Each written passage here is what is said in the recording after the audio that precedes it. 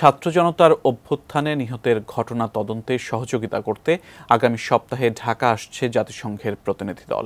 সকালে সচিবালয়ে স্বরাষ্ট্র ও কৃষি উপদেষ্টা অবসরপ্রাপ্ত লেফটেন্যান্ট জেনারেল জাহাঙ্গীর আলম চৌধুরীর সঙ্গে জাতিসংঘের আবাসিক প্রতিনিধি গোয়েন লুইসের সঙ্গে সাক্ষাতে এ বিষয়ে আলোচনা হয়। এ সময় রোহিঙ্গা ইস্যুতে বাংলাদেশের পক্ষ থেকে জাতিসংঘের সহযোগিতা আরও বাড়াতে সহযোগিতা চাওয়া হয়েছে বলেও জানান উপদেষ্টা। রোহিঙ্গা সমস্যাটা নিয়ে একটা কথা বলছিলেন যে আমরা রোহিঙ্গা যে একটা বড় ধরনের আমাদের একটা সমস্যা, এটা নিয়েও ওনারা আলাপ করছিলেন। আরেকটা হলো বলছিলেন যে আমরাও চাচ্ছি, আপনারাও চাচ্ছেন যে ওই ইসির থেকে যে একটা ফ্যাক্ট ফাইন্ডিং মেশিন আসার মতো আসার কথা যে জাতিসংঘ থেকে, ওটা এরা হয়তো পাঠাবে।